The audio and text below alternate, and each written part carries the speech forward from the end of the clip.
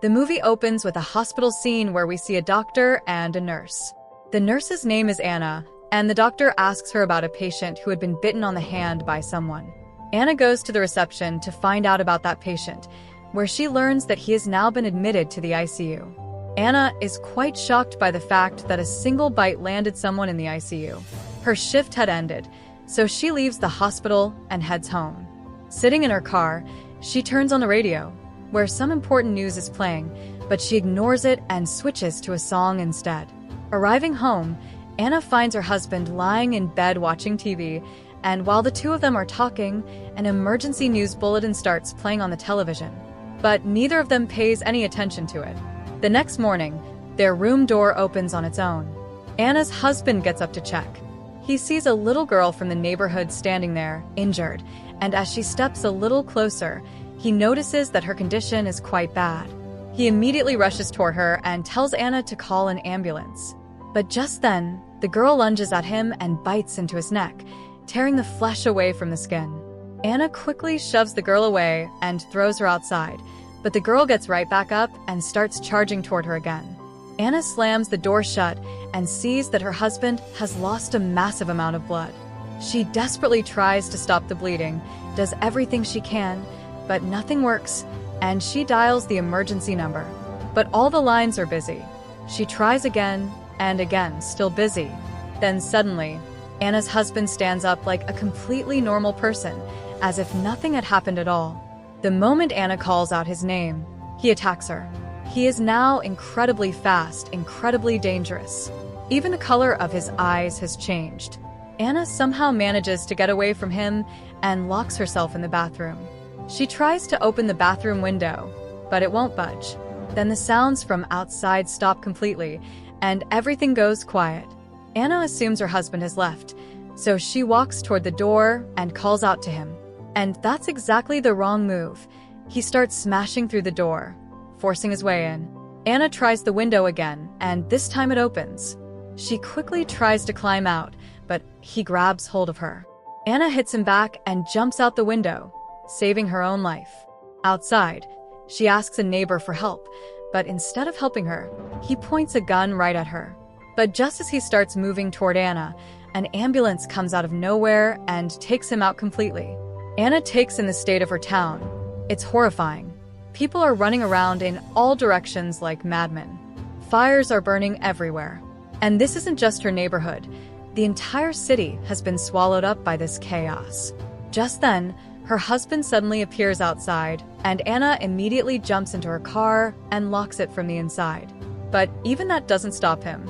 He climbs onto the car and starts smashing through the windshield, and Anna quickly starts the car and speeds away. Then we're shown the full scope of the city, complete and utter destruction everywhere. Anna is witnessing things she cannot make sense of. She has no idea why people are viciously tearing into each other like this. Just then, a man comes out of nowhere and tries to carjack her.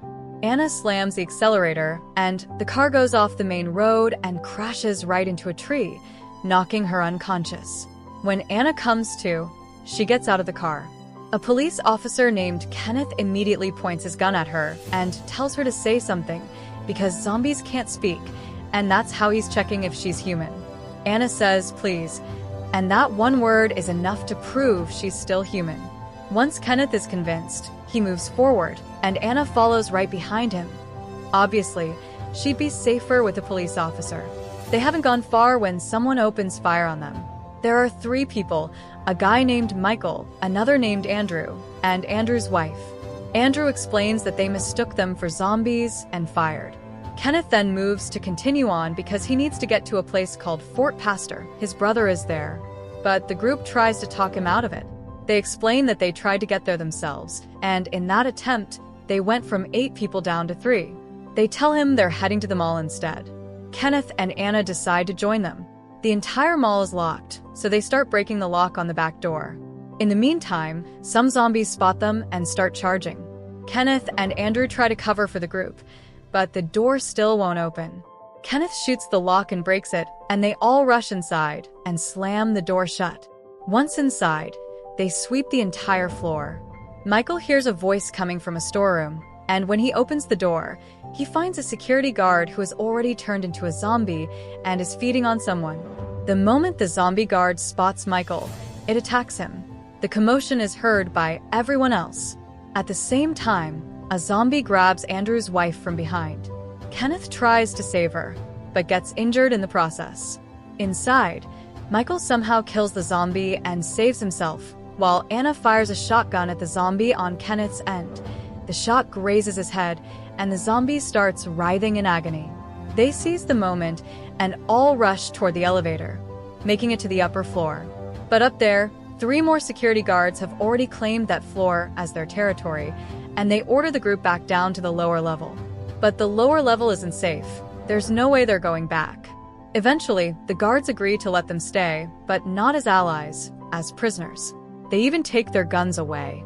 Inside, Anna tends to Kenneth's wounds, while Andrew realizes that his wife has been bitten by a zombie. He keeps this to himself and tells no one. They watch TV and learn from a news report that zombies can only be killed by a shot to the head. A military officer also announces that Fort Pastor, the very place Kenneth had been trying to reach, is still safe, and any survivors who want to make it there are welcome to do so. The security guards head down to the ground floor to fight the zombies, and they test the theory on the zombie that has been writhing in the water. They shoot it in the head, and it dies. Meanwhile, the rest of the group goes up to the roof and writes SOS to signal any passing helicopters. On the floor across from them all, there's a lone survivor who is stranded there by himself. We also see that the number of zombies gathering around the mall is growing by the minute. That night, security guard CJ locks everyone into a compartment to make sure they don't pull anything. The next morning, a security guard goes to the security room, and on the CCTV footage, he spots a truck barreling toward the mall at full speed. Everyone wants to rescue the survivors in that truck, but CJ, who only cares about saving his own skin, wants nothing to do with it. When the other guard refuses to go along with him, CJ even threatens to shoot him.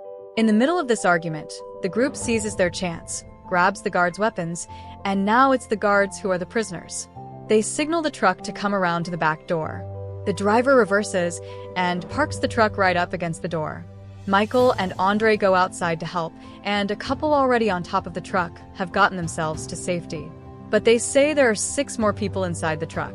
All the zombies start closing in from every direction, and the 2 men fight them off, killing them one by one.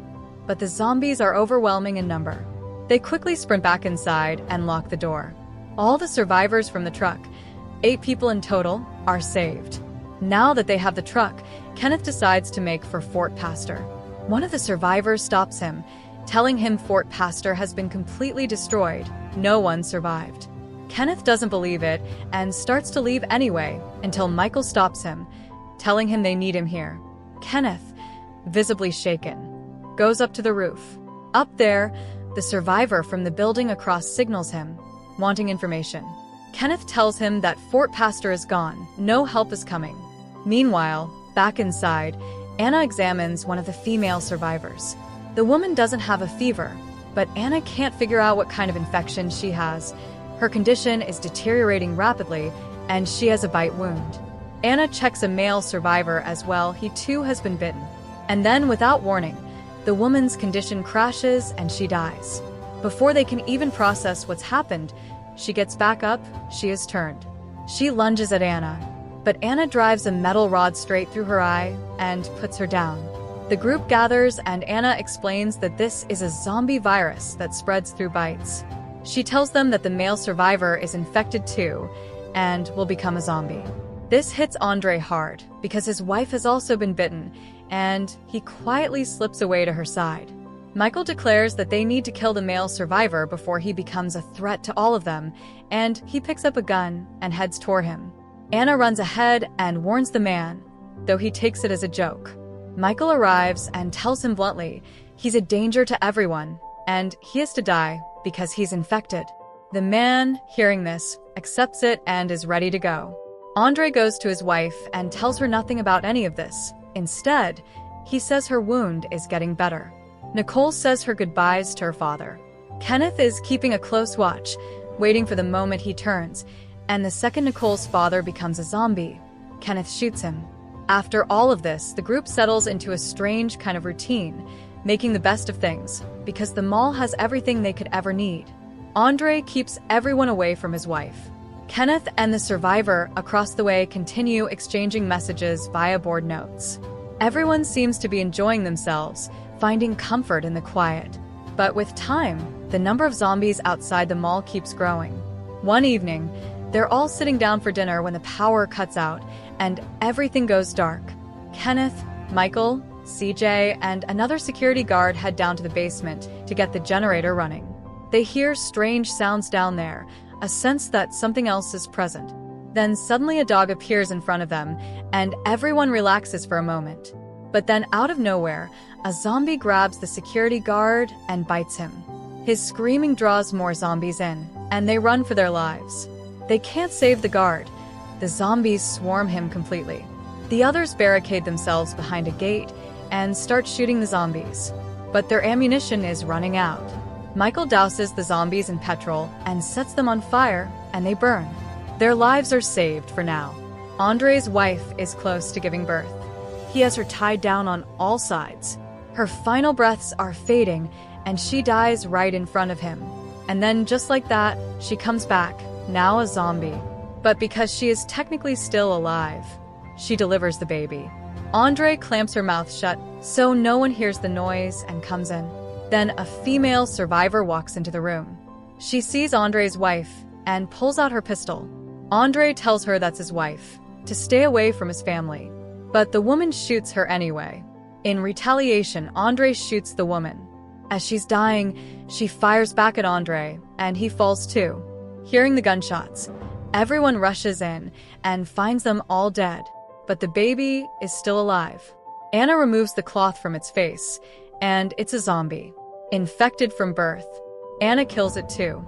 Witnessing all of this, the group comes together and agrees they refuse to just sit here and be picked off by zombies one by one. Michael tells them he saw 2 buses in the basement. They could use those to escape. One survivor half-jokingly adds that after that, they'll take his boat and sail away to safety. Like it or not, everyone agrees to the risky plan, and they decide that once they're on the boat, they'll head somewhere completely uninhabited. They begin preparing and stockpiling everything they'll need, because the mall has plenty of supplies. Kenneth goes to update the survivor across the way, telling him they have 5 days left. The man says he's starving, and by the look of him, it doesn't seem like he'll last 5 more days without food. They rig up a pulley system, loading food and a walkie-talkie onto the dog and lowering it down by rope, and the survivor would whistle to call the dog over, then pull it in through a small door. But this time, a whole wave of zombies follows the dog through that same door. They try to contact the survivor over the walkie-talkie, and he tells them he's been bitten. Then they hear a truck. Nicole is in it, heading to the shop across the way to rescue the dog. They spot the survivor, now a zombie, and desperately tell Nicole to get out, to hide. They come up with a plan to reach her through the sewers and leave one survivor posted at the door to make sure it's open when they return. They crawl through the sewers all the way to just outside the shop. But when the last person is coming through, the manhole cover makes a noise, and the zombies spot them, closing in fast. They fight through the zombies, killing their way into the shop, and inside they find the shop owner, now a zombie. Kenneth says sorry and shoots him. They find Nicole, completely unharmed. They gather as many weapons as they can. Then CJ comes up with a plan. He throws a gas cylinder outside and shoots it, causing a massive explosion that wipes out a wave of zombies. Their path is clear, and they all bolt for the sewers. CJ stays behind as the last one, then drops into the sewer too. At the very end, one survivor barely escapes the zombies, only to fall into the sewer shaft and break his leg. CJ tries to save him but can't, as the zombies flood in. Somehow, everyone else makes it to the door, only to find the survivor they'd left on guard duty is gone, and the door is locked. And zombies are right behind them, in massive numbers. It feels like the end. Then Anna appears and opens the door. They all sprint toward the elevator and make it down to the basement. They pile into the buses and roar out of the mall. Outside, there are zombies as far as the eye can see, closing in from every direction. The buses are surrounded. Zombies start rocking the vehicles, trying to overturn them. The group fights back, guns blazing, chainsaws roaring. CJ lights a gas cylinder and hurls it into the horde, then shoots it at exactly the right moment. A massive explosion tears through the mob, clearing a path. They break free, but Kenneth spots a zombie hanging off the back of their bus. A survivor revs up a chainsaw to take it out. Just then, Kenneth hits a turn and the survivor loses his balance, falling directly onto a male and female survivor below, and the chainsaw tears through them. The bus flips. CJ looks back and realizes the second bus is gone. They reverse to go back. The selfish survivor, thinking only of himself, scrambles out of the wreck on his own. But out there alone, he doesn't last long. A zombie pounces on him. The group heads toward the second bus. As Anna makes her move, the selfish survivor, now a zombie, comes for her. She puts him down. The gunshot draws every zombie in the area. Seizing the moment, Anna reaches into his pocket and pulls out the boat keys. The others try to cover her. She sprints for the bus with the entire horde on her heels. Michael grabs her and drags her inside, and CJ slams the door shut. Then they reach the boat. Everyone gets off and heads toward it, but CJ is the last one left, and he's cornered. He stands his ground, covering the others, giving them the time they need. But within moments, the zombies overwhelm him. He sacrifices himself for all of them. With no way out, he shoots a gas cylinder and goes up in flames along with the zombies that surrounded him. Everyone else boards the boat, but Michael doesn't go with them. And the heartbreaking truth is, he had been bitten by a zombie too. He sends them off on the boat and stands there watching them go. Anna is completely broken by this. She didn't want to leave him behind. She wanted to help him, save him. But because of his sacrifice in saving all of them, Michael has had to give up his own life. Anna is devastated. As the boat drifts further away, Michael raises his gun to his own head and pulls the trigger. And with that deeply emotional scene, the movie comes to an end.